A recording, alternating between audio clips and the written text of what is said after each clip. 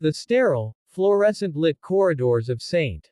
Augustine's Hospital, the air was thick with tension, a palpable electricity that seemed to hum beneath the surface of the polished floors and antiseptic walls. The evening had started like any other in the bustling Metropolitan Medical Center, with nurses scurrying between rooms, doctors issuing clipped orders, and the faint beeping of monitors providing a rhythmic backdrop to the chaos.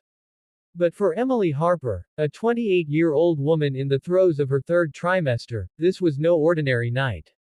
Her world was about to unravel in ways she could never have anticipated, and the hospital, meant to be a sanctuary, would become the stage for a confrontation that would echo through the city's elite circles.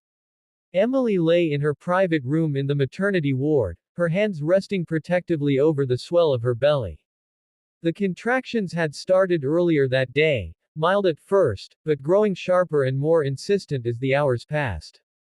Her husband, Marcus Harper, a self-made millionaire whose tech startup had skyrocketed him to wealth and prominence, had promised to be by her side.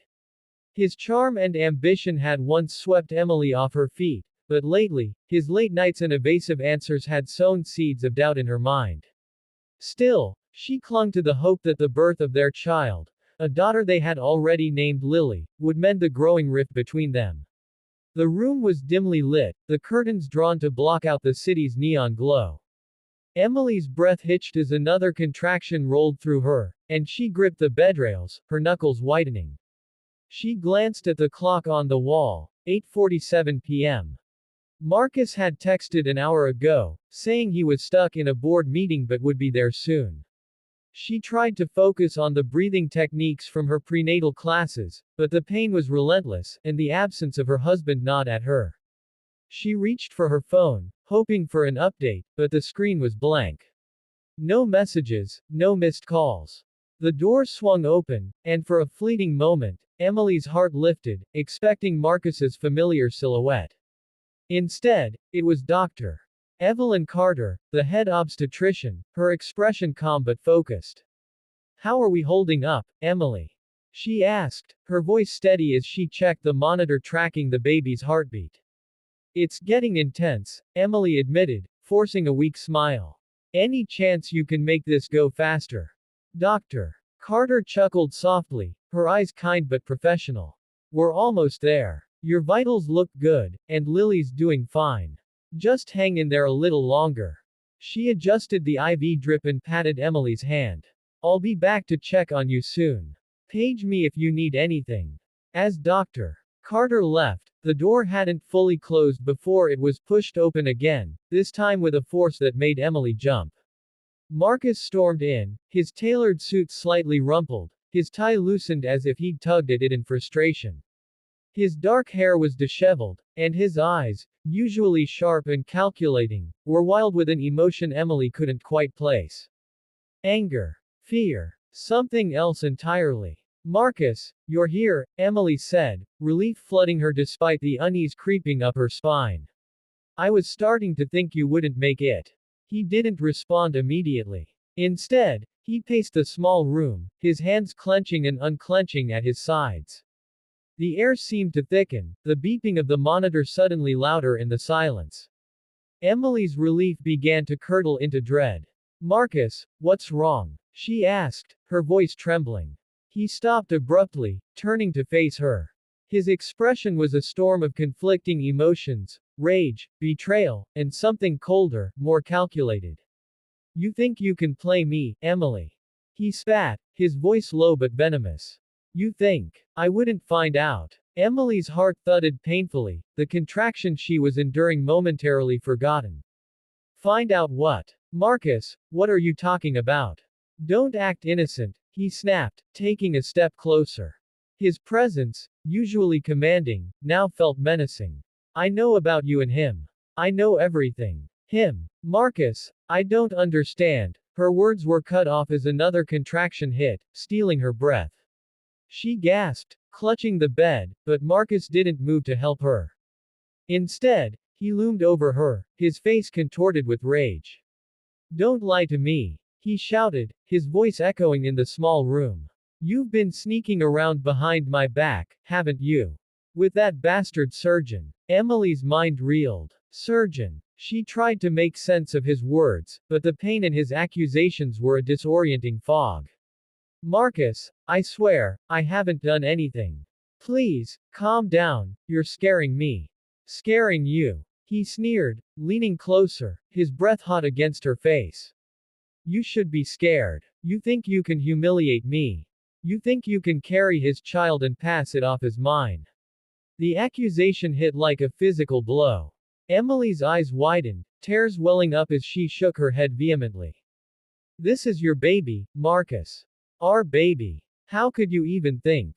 Her words were cut off as Marcus, in a moment of uncharacteristic violence, grabbed her shoulders and pushed her back against the bed. The force wasn't enough to injure her, but it was shocking, jarring, a betrayal of everything she thought she knew about the man she'd married. Pain shot through her as the movement exacerbated her contraction, and she cried out, both from the physical agony and the emotional devastation. Marcus, stop. She pleaded, her voice breaking. I'm in labor. Please, you're hurting me. But Marcus wasn't listening. His face was a mask of fury, his hands trembling as he released her, only to point an accusing finger. You're a liar, Emily. I know the truth. And I'm not raising another man's child. Before Emily could respond, the door burst open again, this time revealing a figure whose presence commanded the room in a way Marcus's never could. Dr. Vincent Caldwell, the hospital's renowned neurosurgeon and a billionaire philanthropist, stood in the doorway, his silver hair gleaming under the fluorescent lights, his piercing blue eyes fixed on Marcus with an intensity that could cut glass. At 62, Vincent was a towering figure in both medicine and society, his wealth and influence matched only by his reputation for unwavering integrity. But to Emily, he was more than a surgeon or a benefactor, he was her godfather, the man who had stepped in as a father figure after her parents' tragic death when she was a teenager. Get your hands off her, Vincent said, his voice low and dangerous, each word carrying the weight of authority.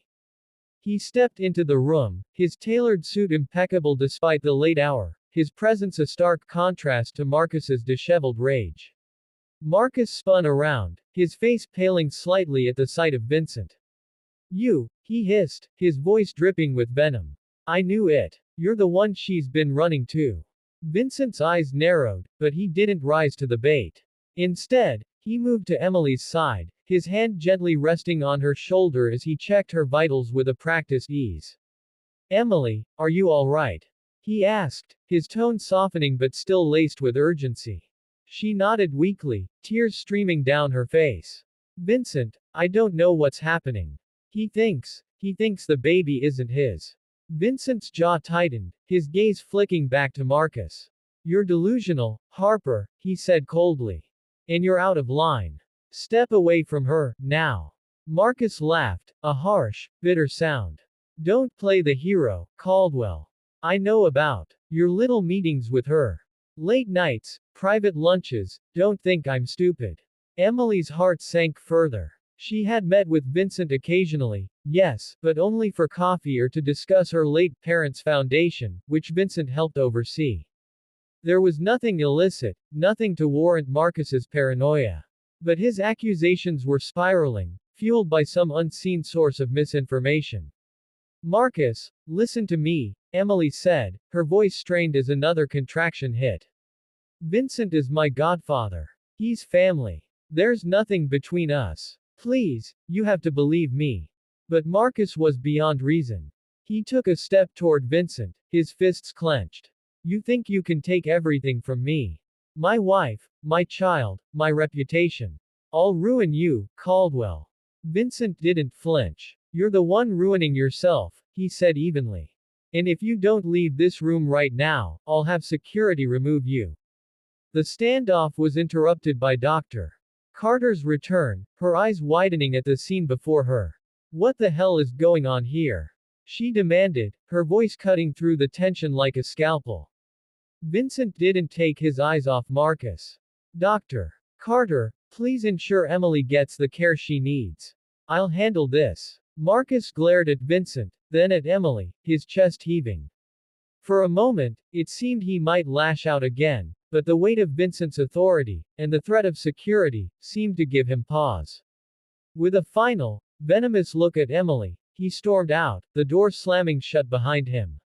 Emily collapsed back against the pillows, sobbing as the pain of labor and betrayal intertwined. Vincent stayed by her side, his hand steady on hers, while Drive Carter worked quickly to stabilize her. Outside, the hospital continued its relentless rhythm, but for Emily, the world had shifted irrevocably. Her husband's accusations, his violence, and the looming specter of their crumbling marriage hung over her like a storm cloud. Yet, as Vincent's calm presence anchored her, she clung to one certainty. Her daughter, Lily, was coming, and no matter what Marcus believed, Emily would protect her with everything she had. The sterile scent of antiseptic lingered in the air, sharp and biting, as Emily stumbled through the sliding glass doors of St. Augustine's Hospital. Her vision blurred, not from tears but from the searing pain radiating from her abdomen, a tight, relentless grip that made every step feel like a negotiation with her body. Her hands cradled her swollen belly, 6 months heavy with the child she'd fought so hard to protect. The fluorescent lights overhead buzzed faintly, casting harsh shadows on the linoleum floor, and the clamor of the emergency room, beeping monitors, hurried footsteps, distant voices, felt like an assault on her senses. She didn't notice the curious glances from the triage nurse or the way the waiting room fell silent as she staggered forward, her breath hitching in shallow gasps. All she could think about was the moment that had led her here, the betrayal that had pushed her, quite literally, into this chaos. It had happened only an hour ago, though it felt like a lifetime. Nathan, her husband, the man who'd once promised her forever under a canopy of stars, had stood in their penthouse suite, his jaw set, his eyes cold as steel. Emily had been pleading with him, her voice trembling with a mix of desperation and disbelief, begging him to explain why Sophia, her cousin, was now living in their home, her own pregnant belly a cruel mirror to Emily's. "You can't do this to us," Emily had said, her hand resting protectively on her stomach. "This is our family, Nathan. Our child." But Nathan's response was a sneer, his words cutting deeper than any knife. "You're nothing but a burden, Emily. Sophia's carrying my heir. You're just in the way." And then, as she reached for him, hoping to anchor herself to the man she'd loved, he'd shoved her. Not hard enough to knock her down, but enough to send her stumbling backward, her hip crashing into the edge of the marble countertop. The pain had been immediate, a white-hot flare that stole her breath, but it was the look in his eyes, utter indifference, that hurt more. Now, in the hospital, Emily's legs buckled as she reached the triage desk. The nurse, a woman with kind eyes but a no-nonsense demeanor, caught her arm. "Ma'am, you need to sit down. What's happening?" Emily tried to speak, but the words caught in her throat, tangled with fear and shame. "I'm pregnant," she managed. 6 months. "I think something's wrong." The nurse's gaze softened, and she barked orders to an aide, who wheeled a stretcher over. As Emily was helped onto it, her mind raced, replaying the scene with Nathan, the way Sophia had stood in the doorway, smirking, her hand resting on her own belly as if staking a claim. Emily's heart twisted at the memory, but another wave of pain yanked her back to the present. She gripped the sides of the stretcher, her knuckles whitening, and whispered, "Please, save my baby." The emergency room was a whirlwind of motion. Nurses swarmed, their voices clipped and efficient, as they hooked Emily up to monitors and started an IV. The steady beep of the fetal heart monitor was the only thing grounding her, a fragile reassurance that her baby was still fighting. But the pain was relentless, and fear gnawed at her, whispering that she might lose everything. She closed her eyes, trying to block out the chaos, and thought of her godfather, Drive Charles Wentworth. He was the only family she had left, a billionaire surgeon who'd built this very hospital with his own fortune. Charles had been her parents' closest friend, a towering figure in her childhood who'd stepped in after their death, offering her love and guidance when the world felt too big. She hadn't seen him in months, not since Nathan had started isolating her, controlling her every move. But now, lying here, vulnerable and terrified, she needed him more than ever. As if summoned by her thoughts, the curtain around her bay parted, and there he was. Charles Wentworth was an imposing man, even at 60, with silver hair and piercing blue eyes that missed nothing. His presence commanded the room, and the nurses straightened instinctively, their movements more precise under his gaze. But when he saw Emily, his expression softened, and he crossed the small space in 2 strides, taking her hand. Emily, my dear, he said, his voice low and steady, a lifeline in the storm. What's happened? She tried to answer, but the words dissolved into a sob. Charles didn't press her. Instead, he turned to the attending physician, a young man who looked faintly intimidated. Status? Charles demanded, his tone brooking no delay. The doctor rattled off a list of medical terms: placental abruption, possible preterm labor, stabilized for now, but Emily barely registered them. Charles's hand tightened around hers, grounding her as he issued orders with the precision of a general. Get her to the OR. I'll scrub in myself. The young doctor hesitated, clearly aware of Charles's reputation as one of the best obstetric surgeons in the country, but also knowing hospital protocol didn't allow personal involvement in family cases. Sir, with all due respect, he began, but Charles cut him off with a look. This is my goddaughter. I built this hospital. Move. The doctor nodded, and the room erupted into action again, the stretcher rolling toward the operating room as Emily clung to Charles's hand. In the OR, the lights were blinding, the air cold and sterile. Emily's fear spiked as the anesthesiologist explained the procedure, a possible emergency C-section if the abruption worsened. Charles stayed by her side, his presence a bulwark against the rising panic. You're strong, Emily, he said, his voice calm but fierce. You and your baby are going to be fine. I'm here. She nodded, tears slipping down her cheeks, and as the anesthesia began to take hold, she felt a strange sense of peace. Charles would protect her. He always had. The surgery was a blur, a haze of lights and muffled voices. When Emily woke, her throat was dry, and her body felt heavy, as if she'd been hollowed out and stitched back together. Charles was there, sitting beside her bed, his suit jacket draped over the chair, his face etched with exhaustion but also relief. The baby's fine, he said before she could ask. A girl. She's in the NICU, but she's a fighter, just like her mother. Emily's breath caught, and she reached for his hand, gratitude overwhelming her. Thank you, she whispered. Charles's expression darkened slightly, and she knew he was thinking of Nathan. What happened, Emily? He asked again, his voice gentle but insistent. She told him everything: Nathan's affair with Sophia, the cruel words, the shove that had sent her here. Charles's jaw tightened, his eyes flashing with a fury she'd rarely seen. That man will answer for this, he said, his voice low and dangerous. Emily shook her head, exhaustion weighing her down. I just want to protect my daughter, she said. I don't know how to fight him. He's powerful. Charles leaned forward, his gaze unwavering. You're not alone, Emily. You have me. And Nathan may be a millionaire, but he's no match for me. Over the next few days, as Emily recovered, Charles was a constant presence. He arranged for private security to keep Nathan and Sophia at bay, and he hired the best lawyers to begin divorce proceedings.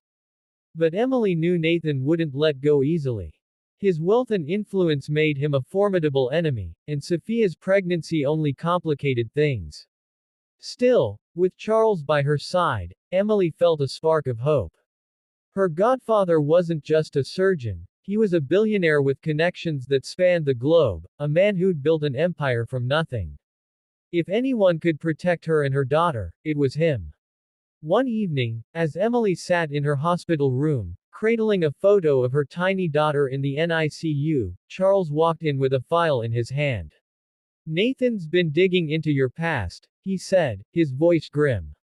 He's trying to paint you as unstable, unfit to raise a child. But I've got something better.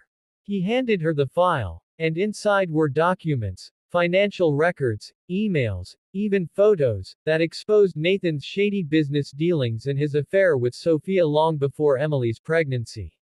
How did you get this?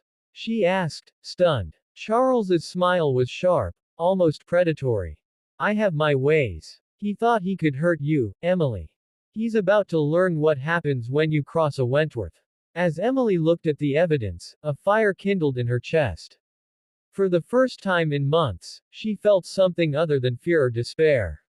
She felt resolve. Nathan had pushed her, humiliated her, tried to break her. But she wasn't broken. With Charles's support and the truth in her hands, she would fight, for herself, for her daughter, and for the life they deserved.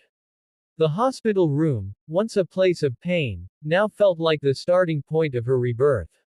Nathan had underestimated her, and he'd underestimated the billionaire godfather who'd vowed to protect her. That was his mistake, and soon, he'd pay for it.